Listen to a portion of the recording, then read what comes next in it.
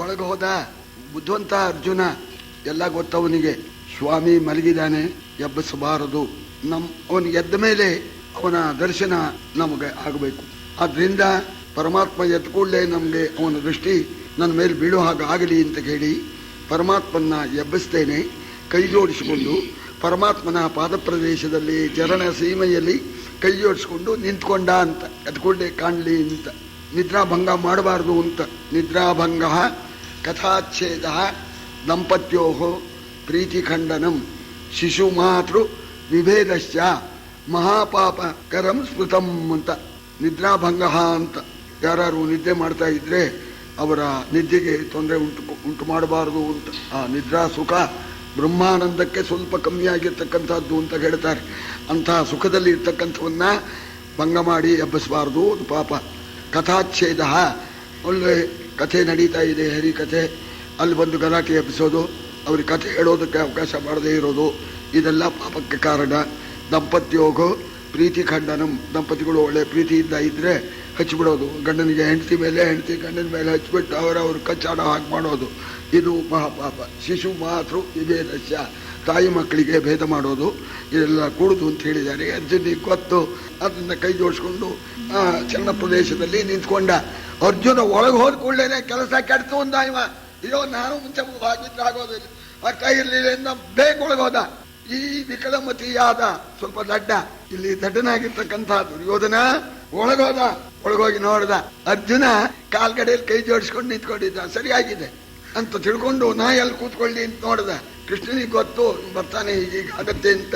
ತಲೆ ಕಡೆಯಲ್ಲಿ ಒಂದು ಸಿಂಹಾಸನ ಇಟ್ಟಿದ್ದ. ಇವನು ಹೋಗಿ ತಲೆ ಕಡೆಯಲ್ಲಿರ್ತಕ್ಕಂಥ ಸಿಂಹಾಸನ ಮೇಲೆ ಕೂತ್ಕೊಂಡ.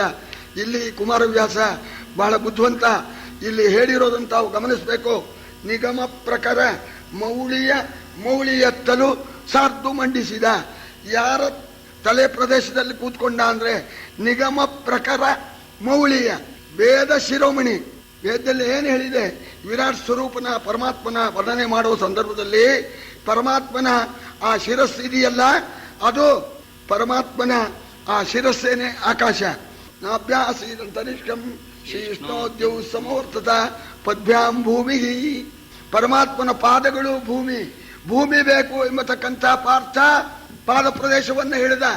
ನನ್ನ ಕಳಿಸಿಬಿಡುವ ಮೇಲಕ್ಕೆ ಅಂತ, ಆಕಾಶಕ್ಕೆ ಕಳಿಸು ಅಂತ ಹೇಳಿ ತಲೆ ಕಡೆ ಕೂತ್ಕೊಂಡ ಅಂತ ಇವ. ಅದಕ್ಕೆ ನಿಗಮ ಪ್ರಕಾರ ಮೌಳಿ ಎತ್ತಲು ಸಾರ್ದು ಮಂಡಿಸಿದ. ಮುಗದೆ ಹೋಯ್ತು. ಮುಂದಿನ ಪರಿಣಾಮ ಜನಮೇಜನಿಗೆ ವೈಶಂಪಾಯನರು ಹೇಳಿದ್ರಲ್ಲ, ಪಾಂಡವರ ಏಳಿಗೆ ಏನೇನು ಹೇಳೋಣ ಅಂತ. ಮುಂದಿನ ತೀರ್ಮಾನ ಇಲ್ಲೇ ಹಾಗೇ ಹೋಯ್ತು. ಭೂಮಿ ಬೇಕಾದವನು ಭೂಮಿ ಹಿಡಿದ, ಆಕಾಶ ಬೇಕಾದವನು ಆಕಾಶ ಹಿಡ್ಕೊಂಡ ಅಂತ ತೀರ್ಮಾನ ಆಯ್ತು. ಸರಿ, ನಾಟಕದಲ್ಲೇ ಒಳಗಡೆ ಸೀನರಿ ಜೋಡಿಸ್ಕೋಬೇಕು.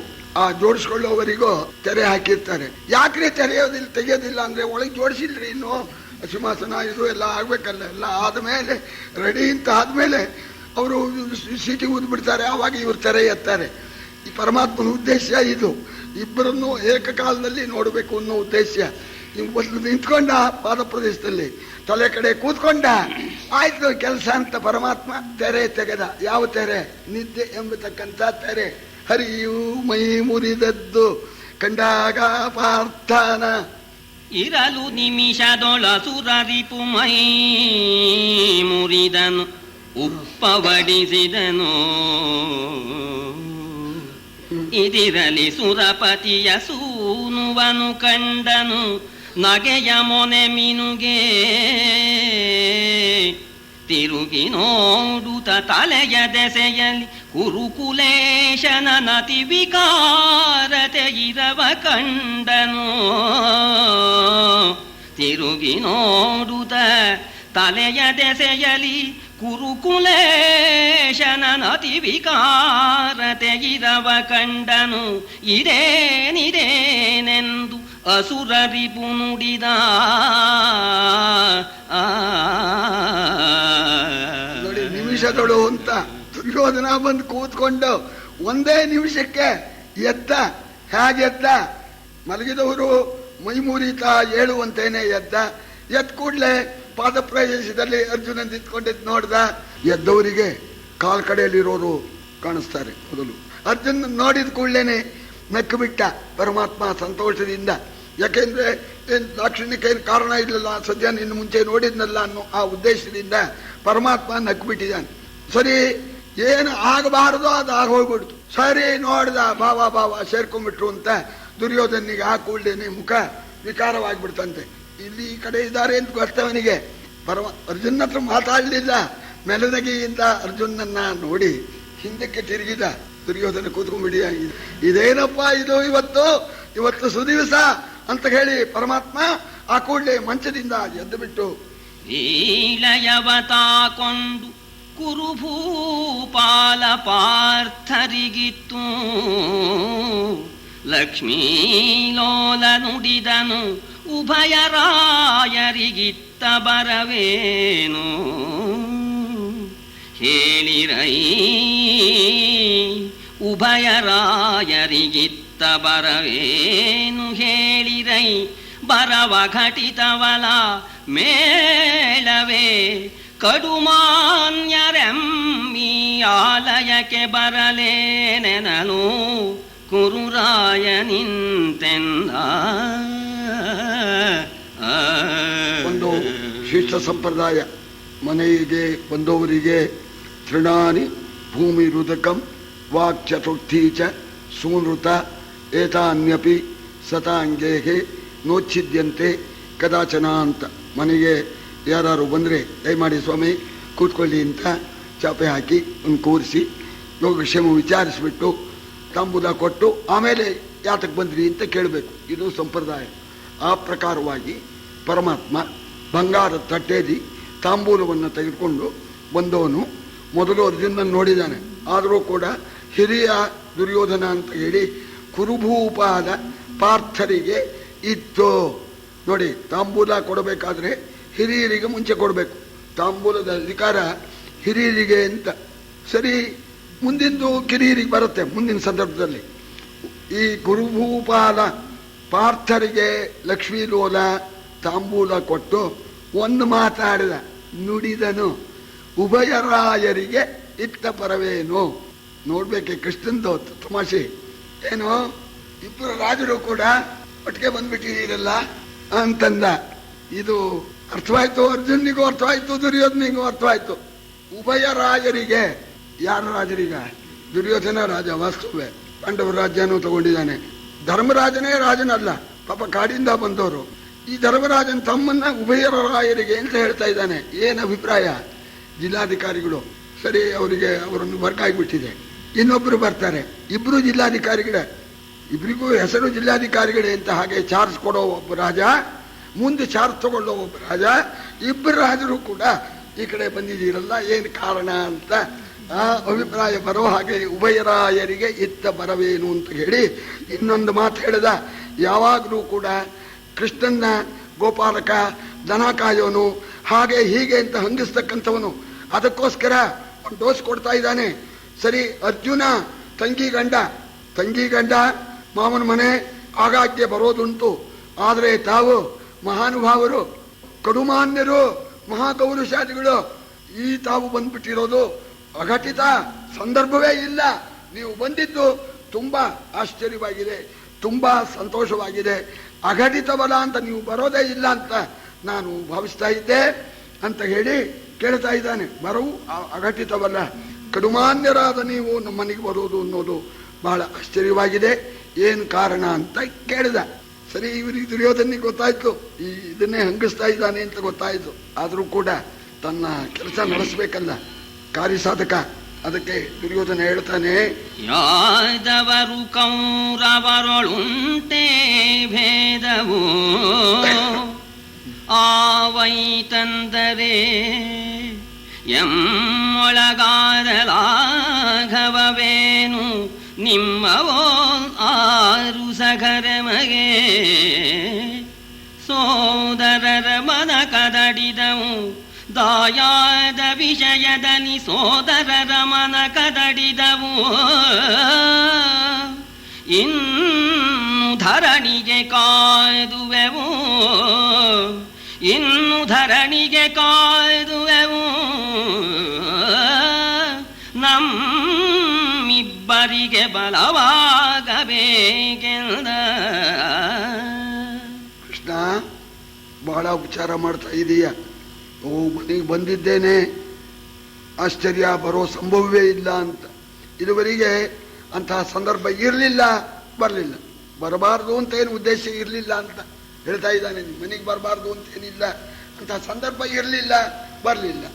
ಸರಿ, ನಮ್ಮನೆಗೆ ನೀವು ಬರೋದಾಗಲಿ, ನಿಮ್ಮನೆಗೆ ನಾವು ಬರೋದಾಗಲಿ ಇದೇನು ಮಹಾ ಒಂದು ಅತಿಶಯವಾದ್ದಲ್ಲ. ಯಾಕೆಂದ್ರೆ ಬುಡ ಒಂದೇನೆ, ಯಾದವರು ಕೌರವರು ಅಂತ ಯಯಾತಿವರೆಗೂ ಒಂದೇ ಆಗಿತ್ತು. ಯಯಾತಿ ಮಕ್ಕಳಿಂದ ಯಾದವರು ಕೌರವರು ಅಂತ ಅಲ್ಲಿ ಕವಲು ಹೊಡೆದಿದೆ. ಆದ್ರಿಂದ ಬುಡ ಒಂದೇನೆ. ನಿಮ್ಮನೆಗೆ ನಾವು ಬರೋದು, ನಮ್ಮನೆಗೆ ಬರೋದು, ಇದರಲ್ಲೇನು ಒಂದು ಆಶ್ಚರ್ಯ ಇಲ್ಲ. ಈಗ ಬರ್ತಕ್ಕಂಥ ಪ್ರಸಂಗ ಬಂತು, ಅದಕ್ಕೋಸ್ಕರ ನಾವು ಬಂದಿದ್ದೇವೆ. ದಾಯಾದ ವಿಷಯ ಇದ್ದೇ ಇದೆಯಲ್ಲ, ರಾಜ್ಯಕ್ಕಾಗಿ ನಾವಿಬ್ಬರು ಕೂಡ ಹೊಡೆದಾಡ್ತೇವೆ. ಆದ್ರಿಂದ ನೀನು ನಮ್ಮ ಇಬ್ಬರಿಗೂ ಬಂಧುವಾಗಿರೋಣದ್ರಿಂದ ನಿನ್ನ ಬಲ ಕೋರಬೇಕು ಅಂತ ಹೇಳಿ ಆ ಉದ್ದೇಶದಿಂದ ನಾನು ಬಂದಿದ್ದೇನೆ. ಬಹುಶಃ ಅರ್ಜುನ್ನು ಆ ಉದ್ದೇಶವೇ ಬಂದಿದ್ದಾನೆ. ಇಬ್ಬರಿಗೂ ನೀನು ಬಲ ಕೊಡಬೇಕು, ಮುಂದೆ ನಾವು ಭೂಮಿಗಾಗಿ ಯುದ್ಧ ಮಾಡ್ತೇವೆ ಅಂತ ಹೇಳಿದ. ಆಗ ಕೃಷ್ಣ ಒತ್ತು, ದುರ್ಯೋಧನ ಕೇಳೋದಿಲ್ಲ ಅಂತ ಗೊತ್ತು, ಆದರೂ ಕೂಡ ಹೇಳ್ತಕ್ಕಂಥ ಮಾತನ್ನ ಹೇಳಿಬಿಡೋಣ ಅಂತ, ಬಿದ್ದೋಗೋ ಮಾತೇ ಆಗಲಿ ಹೇಳಿಬಿಡೋಣ ಅಂತ ಹೇಳಿ ಆಗ ಕೃಷ್ಣ ಹೇಳ್ತಾ ಇದ್ದಾನೆ.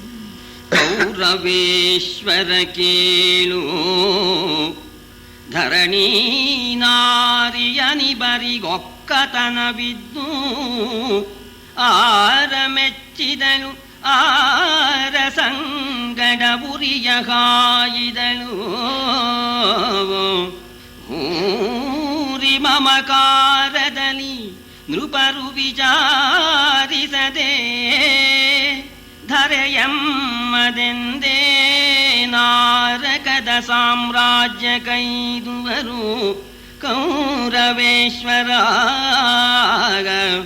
ಭೂರಿ ಮಮಕಾರದಲ್ಲಿ ನೃಪರು ವಿಚಾರಿಸದೆ ಧರೆಯಮ್ಮದೆಂದೇ ನಾರಕದ ಸಾಮ್ರಾಜ್ಯ ಕೈದುವರು ಎಂದು ಹರಿ ನುಡಿದ. ಒಳ್ಳೆ ಮಾತು ಹೇಳ್ತಾನೆ ಕೌರವ ಮಹಾರಾಜ. ಭಾವ, ನನ್ನ ಮಾತು ಕೇಳಪ್ಪ. ಅಲ್ಲ, ಈ ಭೂಮಿಗಾಗಿ ಹೊಡೆದಾಡ್ತೇವೆ ಅಂತ ಹೇಳ್ತಾ ಇದ್ದೀರಲ್ಲ, ಭೂಮಿ ನಮ್ಮದೇನಪ್ಪ. ವಿಚಾರ ಮಾಡಿ ನೋಡು, ಮುನ್ನ ಶತಕೋಟಿ ರಾಯರಾಳಿದ ನೆಲನ ಅಂತ ಎಷ್ಟು ಜನ ರಾಜರಾಗಿದ್ದಾರೋ ಆ ರಾಜರಿಗೆಲ್ಲ ಹೆಂಡತಿಯಾಗಿದ್ಲು ಈ ಭೂಮಿ. ಆ ಕಾಲದಲ್ಲಿ ಇವಳೇ ನನ್ನ ಕಂಡ ಅಂತ ಅವನೇ ಭೂಪತಿ, ಅವನ ಅನುಸರಿಸ್ಕೊಂಡಿದ್ಲು. ಅವ ಸತ್ತ, ಸುಟ್ರು ಅವನ್ನ, ಹೋದ್ಲಿ ಅಂತ ಜೊತೆಲಿ ಸಹಗಮನ ಮಾಡಿದ್ಲೇನು ಇವಳು. ಸತಿ ಹಾಗೆ, ಸಾಧ್ವಿ ಹಾಗೆ ಗಂಡ ಹೋಗ್ಬಿಟ್ಟ ಅಂತ ಈ ಭೂನಾರಿ ಯಾರ ಜೊತೆಯಲ್ಲೂ ಉರಿಯನ್ನ ಹಾಯಲಿಲ್ಲ, ಯಾರ ಜೊತೆಯಲ್ಲೂ ಹೋಗಲಿಲ್ಲ. ಹೊಸ ಗಂಡ ಬಂದ ಅಂತ ಹೊಸ ಗಂಡನ್ನ ಅನುಸರಿಸ್ಕೊಂಡು ಇರ್ತಾಳೆ.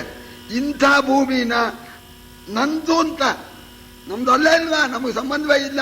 ಇದಕ್ಕೆ ಕಾರಣ ಮಮಕಾರ.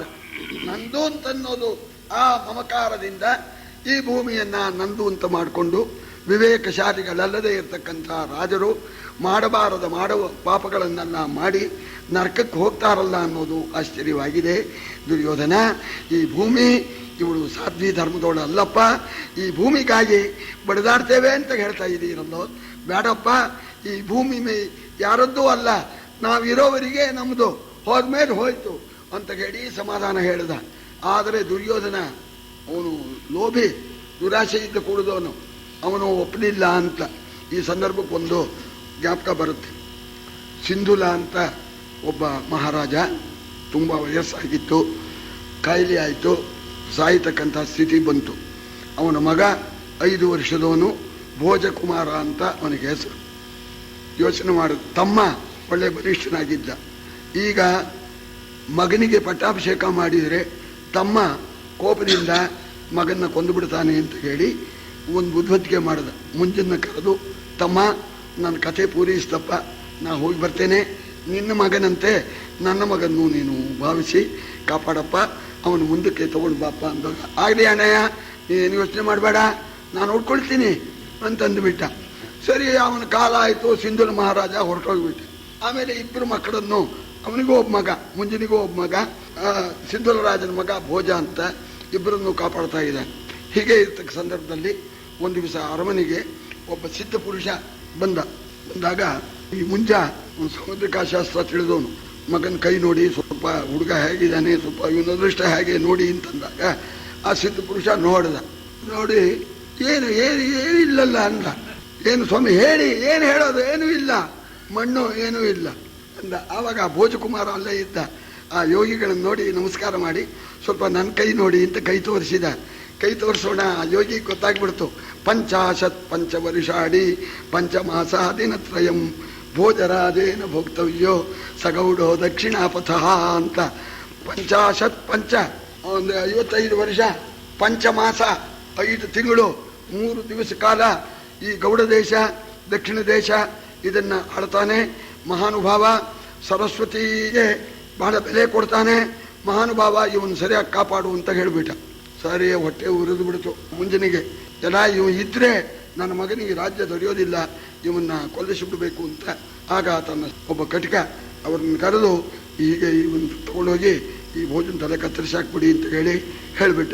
ಅದನ್ನ ತಿಳ್ಕೊಂಡತ್ತ ಈ ಬುದ್ಧಿಸಾಗರ ಅಂತ ಹೇಳಿ ಮಂತ್ರಿ, ಸಿಂಧೂರಿನ ಮಂತ್ರಿ ಅವಾಗ ಸೈನ್ಯ ಸಮೇತನಾಗಿ ಬಂದು ಅದನ್ನು ತಪ್ಪಿಸಿದಾಗ ಮುಂಜಾನೆಗೆ ಭೋಜರಾಜ ಸತ್ತೋದ ಅಂತ ತಿಳ್ಕೊಳ್ಳಿ ಅಂತ ಹೇಳಿ ಆ ಕೊಲಪಾತಕನಿಗೆ ಕಡಿದು ಬಂದೆ ಅಂತ ಹೇಳಿಬಿಡು ಅಂತ ಹೇಳಿಬಿಟ್ಟು ನೋಡ ಹೌದು ಹೇಳ್ತೇನೆ, ಸಾಯಂಕಾಲದಲ್ಲಿ ಏನು ಹೇಳಿದ ಹುಡುಗ ಅಂತ ಕೇಳಿದರೆ ಏನು ಹೇಳಿ ನೋಡ, ನಾನು ಒಂದು ಕಾಗದ ಬರೆದು ಕೊಡ್ತೀನಿ ಅಂತ ಹೇಳಿ ಆ ಭೋಜ ಒಂದು ಕಾಗದ ಬರೆದ. ಆ ಕಾಗದ ತಗೊಂಡೋಗಿ ಕೊಡು ಅಂತ. ಸರಿ ಇವನು ಹೋದ, ಈ ಕಟಿಕ ಹೋದ. ರಾಮೇ ಕತ್ತರಿಸಿಬಿಟ್ಟೆ, ತುಂಡು ಮಾಡಿಬಿಟ್ಟೆ. ಬಹಳ ಸಂತೋಷ. ಹುಡುಗ ಸಾಯ್ಬೇಕಾದ್ರೆ ಏನಾರು ಹೇಳಿದ್ದು ನೋಡ, ಅದೇನೋ ಒಂದು ಶ್ಲೋಕ ಬರ್ದಿಯಾನ ಸ್ವಾಮಿ ನೋಡಿ ಅಂತ ಕೊಟ್ಟ. ಅವನು ಆ ಶ್ಲೋಕ ನೋಡಿದ. ಅದರಲ್ಲಿ ಏನಿತ್ತು ಅಂತಂದ್ರೆ, ಮಾಂಧಾತಾಚ ಮಹೀಪತಿ ಕೃತಯುಗಾಲಂಕಾರ ಭೂತೋಗತಃ. ಮಾಂಧಾತೃ ಎಂಬತಕ್ಕಂಥ ಚಕ್ರವರ್ತಿ, ಕೃತಯುಗಕ್ಕೆ ಅಲಂಕಾರನಾಗಿರ್ತಕ್ಕಂಥವನು, ಮಹಾಧರ್ಮಿಷ್ಠ, 1000 ವರ್ಷ ರಾಜ್ಯಭಾರ ಮಾಡಿದ ಮಹಾಧರ್ಮಿಷ್ಠ. ಅವನಿಗೂ ಆಯುಷ್ಯ ತೀರ್ತು, ಹೊರಟೋದ ಅವನು. ಸೇತುರ್ಯೇನ ವಿರೋಧೌ ವಿರಚಿತ ಕ್ವಾಸೌ ದಶಾಸ್ಯಾಂತಕಃ. ರಾವಣ ಎಂಬತಕ್ಕ ಲೋಕಕಂಟಕನಾದ ಆ 10 ತಲೆಯ ರಾಕ್ಷಸನನ್ನ ಸಂಹಾರ ಮಾಡಿದ, ಸಮುದ್ರಕ್ಕೆ ಸೇತುವೆಯನ್ನು ಕಟ್ಟಿದ ಮಹಾಪ್ರಸಿದ್ಧ ಪುರುಷನಾದ ಶ್ರೀರಾಮಚಂದ್ರ ಮೂರ್ತಿ 11,000 ವರ್ಷ ರಾಜ್ಯಭಾರ ಮಾಡದ ತ್ರೇತಾಯುಗದಲ್ಲಿ. ಅವನು ಕೂಡ ಕಾಲ ಮುಗೀತು, ಹೊರಟೋದ. ಅನ್ಯೇ ಚಾಪಿ ಯುಧಿಷ್ಠಿರ ಪ್ರಭೃತಯೋ ಯಾತ ದಿವಂ ಭೂಪತೆ. ಅಯ್ಯ ಮುಂಜ ಮಹಾರಾಜ, ದ್ವಾಪರ ಯುಗದಲ್ಲಿ ಧರ್ಮರಾಜನೇ ಮೊದಲಾಗಿರ್ತಕ್ಕಂಥ ಅನೇಕ ರಾಜರುಗಳು ಈ ಭೂಮಿಯನ್ನು ಆಳಿಬಿಟ್ಟು ತಮ್ಮ ಕಾಲ ಆದ ಕೂಡಲೇನೆ ಹೊರಟೋಗಿಬಿಟ್ರು. ಈ ಭೂಮಿಯನ್ನು ಬಿಟ್ಟು ನೈಕೇನಾಪಿ ಗತ ವಸುಮತಿ. ಹೋದವರೆಲ್ಲ ಹೋದರು. ಈ ಭೂದೇವಿ, ಈ ಭೂಮಿದೇವಿ ಯಾರ ಜೊತೆಯಲ್ಲೂ ಹೋಗಲಿಲ್ಲ. ಮುಂಜ ತ್ವಯ ಯಾಸ್ಯತಿ. ಅಯ್ಯ ಮುಂಜ ಮಹಾರಾಜ, ಈ ಭೂತಾಯಿ ನಿನ್ನ ಜೊತೆಯಲ್ಲಿ ಬಂದೇ ಬರ್ತಾಳೆ ಅಂತ ಇತ್ತು. ನೋಡಿದ ಅವನು ಎಲ್ಲ ಅವ್ರ ಜೊತೆಯಲ್ಲಿ ಹೋಗಲಿಲ್ಲ, ಮಾಂಧಾತ್ರ ಜೊತೆಯಲ್ಲಿ ಹೋಗಲಿಲ್ಲ, ರಾಮನ ಜೊತೆಯಲ್ಲಿ ಹೋಗಲಿಲ್ಲ, ಧರ್ಮರಾಜನ ಜೊತೆಯಲ್ಲಿ ಹೋಗಲಿಲ್ಲ, ನನ್ನ ಜೊತೆಯಲ್ಲಿ ಬರ್ತಾಳೆ. ಅಯ್ಯೋ ಏನು ಕೆಲಸ ಮಾಡಿಬಿಟ್ಟೆ, ಈ ಭೂಮಿಗಾಗಿ ನನ್ನ ಮಗನ್ನ ಕೊಲಿಸಿಬಿಟ್ಟೆ ನಾನು ಅಂತ ಹೇಳಿ ಅವನಿಗೆ ಪಶ್ಚಾತ್ತಾಪ ಉಂಟಾಗಿ ಆಗ ತಾನು ಆತ್ಮಹತ್ಯೆ ಮಾಡಿಕೊಂಡು ಸತ್ತೋಗ್ಬಿಡ್ತಾನೆ. ಆಮೇಲೆ ಮುಂಜಾನೆ ಕರ್ಕೊಂಡ್ಬಂದ್ರು ದಾರಾನಗರದಲ್ಲಿ ಅವನು ರಾಜ್ಯಭಾರ ಮಾಡದ ಅಂತ. ಅವನಿಗೆ ವಿವೇಕ ಬಂತು, ಈ ದುರ್ಯೋಧನಿಗೆ ವಿವೇಕ ಬರಲಿಲ್ಲ. ಆಗ ಪರಮಾತ್ಮ ಹೇಳ್ತಾ ಇದ್ದಾನೆ, ನಾಡಿಗೋಸುಗ ಸೋದರರು ಹೊಯ್ದಾಡಿ ಹರಿಕಂಚಾದರೆಂಬುದನು ಆಡದಿಗುದೇ ಲೋಕ ಕಮಲ ಜನು ಸಿರಿ ಕನ್ನೆಬರ. ಬೇಡಗಡ ನಿಮ್ಮೊಳಗೆ ನೀವು ಕೈಗೂಡಿ ಬದುಕುವುದೊಳ್ಳಿದು. ಬೇಡಗಡ ನಿಮ್ಮೊಳಗೆ ನೀವು ಕೈಗೂಡಿ ಬದುಕುವುದೊಳ್ಳಿತು. ಆವು ನೆರೆ ನೋಡಿ ಸಂತಸ ಪಡುವೆವು ಎಂದನು ರುಕ್ಮಿಣೀ ರಮಣ. ಸಂಭಾವಿತಸ್ಯ ಚ ಕೀರ್ತಿ ಮರಣಾದತಿರಿಚ್ಯತೆ. ಭಗವದ್ಗೀತೆಯಲ್ಲಿ ಸಂಭಾವಿತರಿಗೆ ಅಪಕೀರ್ತಿ ಅಂತನ್ನೋದು ಮರಣಕ್ಕಿಂತ ಹೆಚ್ಚು ಅಂತ ಹೇಳ್ತಾರೆ. ಬೇಡಪ್ಪ ಬಾವ ದುರ್ಯೋಧನ, ಅಣ್ಣ ತಮ್ಮಂದರು ರಾಜ್ಯಕ್ಕೆ ಹೊಡೆದಾಡ್ತೇವೆ, ಯುದ್ಧಕ್ಕೆ ಸಹಾಯ ಬೇಕು ಅಂತ ಕೇಳ್ತಾ ಇದೆಯಲ್ಲ, ಬೇಡಪ್ಪ. ಅಣ್ಣ ತಮ್ಮಂದಿರಿದ್ರಂತೆ ದ್ವಾಪರ ಯುಗದಲ್ಲಿ ಕೌರವರು ಪಾಂಡವರು ಅಂತ ಭೂಮಿ ನಮ್ಮದು ಅಂತ ಹೇಳಿ ಈ ಭೂಮಿಗಾಗಿ ಹೊಡೆದಾಡಿ ಅವನು ಇವು ಹೊಡೆದ ಇವನ್ನ ಅವನು ಹೊಡೆದ ಅಂತ ಇಬ್ಬರು ಹಾಳಾಗಿ ಹೋದರಂತೆ ಎಂಬತಕ್ಕಂಥ ಅಪಖ್ಯಾತಿ ಈ ಬ್ರಹ್ಮಪಟ್ಟ ಇರೋವರಿಗೂ ಇದ್ದು ಬಿಡುತ್ತೆ. ಬೇಡಪ್ಪ, ನೀವು ಅನ್ಯೋನ್ಯವಾಗಿರಿ, ಬೇಡ ಕತಿ ಅಂತ ಒಂದು ಪಾಠ ಇದೆ. ಯಾಕಪ್ಪ ಅವ್ರ ಮೇಲೆ ಸಿಟ್ಟು ಮಾಡ್ತಾ ಇದೀಯಾ?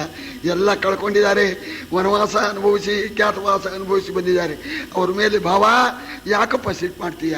ಸಮಾಧಾನ ಮಾಡ್ಕೊಳ್ಳಿಪ್ಪ, ಸ್ವಲ್ಪ ಹೆಚ್ಚೋ ಕಮ್ಮಿನೋ ನೀವು ಸುಧಾರಿಸ್ಕೊಳ್ಳಿ, ಪರಸ್ಪರ ಬಡಿದಾಡಬೇಡಿ, ನಮಗೂ ಸಂತೋಷವಾಗುತ್ತೆ. ಇಬ್ಬರು ಇದ್ರೆ ಹಿರಿ ಭಾವನ ಮನೆಯಲ್ಲಿ ಒಂದಷ್ಟು ದಿವಸ, ಕಿರಿ ಭಾವನ ಮನೆಯಲ್ಲಿ ಒಂದಷ್ಟು ದಿವಸ ಇರೋಕೆ ನಮಗೂ ಅನುಕೂಲವಾಗತ್ತೆ, ನಾವು ಸಂತೋಷ ಪಡ್ತೇವೆ.